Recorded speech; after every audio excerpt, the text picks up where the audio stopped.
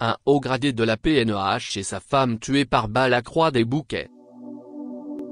Jean Ismet Auguste, un commissaire de la police nationale d'Haïti, PNEH, et sa femme Clotilde Villu ont été tués, le mercredi 19 janvier, par des individus armés dans la commune de Croix-des-Bouquets. Leur fille, qui les accompagnait à bord de leur voiture, a été blessée et transportée d'urgence à l'hôpital. Les victimes s'apprêtaient à regagner leur domicile lorsqu'elles ont été attaquées. Un avocat tué par balle ce jeudi à l'avenue Christophe. Fritz Altenor, avocat du barreau de Croix-des-Bouquets, a été abattu par balle dans sa voiture, ce jeudi 20 janvier 2022, à l'avenue Christophe, Port-au-Prince.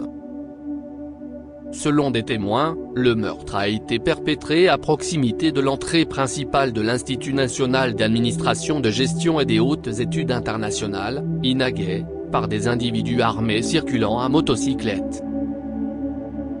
SOS à la DINPA des habitants de l'avenue N. Privés d'eau dans leur robinet depuis plusieurs semaines, les habitants de l'avenue N à Turgeau lancent un SOS à la Direction nationale de l'eau potable et de l'assainissement, DINPA. Depuis près d'un mois, la distribution d'eau ne se fait plus dans la zone E. Plusieurs autres quartiers de la capitale, dont le bas de Delma, font face à ce même problème. Rencontre entre le représentant permanent du secrétaire général de l'E et le directeur général de la PNEH. Le représentant permanent du secrétaire général de l'E, Cristobal Dupuy, a rencontré le directeur général de la police nationale d'Haïti, PNEH, Franck Selbé, le mercredi 19 janvier 2022. Les échanges portaient sur la formation des cadres supérieurs de la PNEH au Collège interaméricain de défense, CID, la prise en charge de la police communautaire dans les zones à risque, Cité Soleil, Bel Air et Bas Delma, et le renforcement des capacités opérationnelles de la PNEH.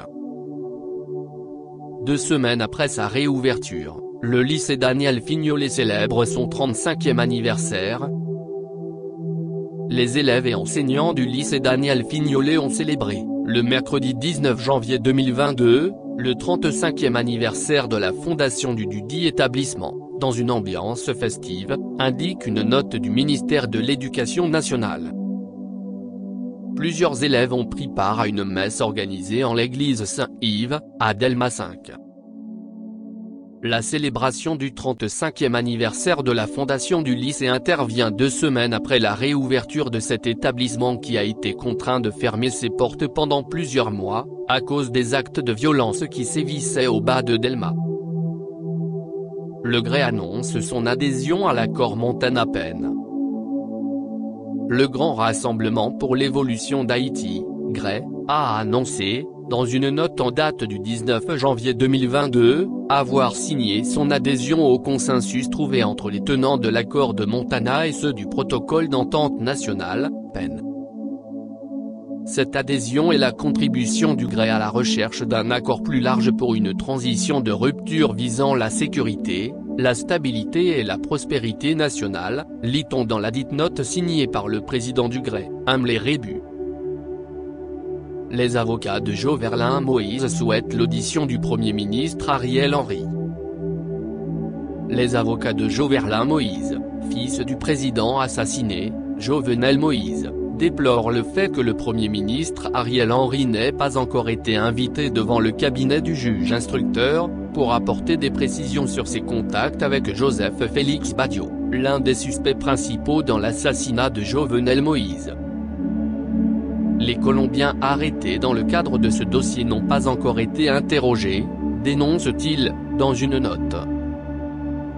Ils se disent convaincus que tous les auteurs matériels et intellectuels, les complices entre autres de l'assassinat du président Jovenel Moïse répondront de leur acte criminel et seront sanctionnés par les juridictions répressives nationales et ou internationales. 4 individus appréhendés par la police à Croix-des-Bouquets. 4 individus ont été arrêtés, le mercredi 19 janvier 2022, lors d'une opération menée à Croix-des-Bouquets par des agents de plusieurs unités de la police nationale d'Haïti, PNEH. Ces individus, appréhendés précisément dans la localité de Doudoune, répondent au nom de Robertson Aristide, Denis L'Espérance, Emmanuel Sylvestre et Rosely Chérismé. Cette dernière est, selon la PNH, la concubine de Dominique ainsi connu, un chef de gang de la dite localité et allié du gang 400 Mozo. Une délégation du Sénat visite la direction de l'immigration ce jeudi.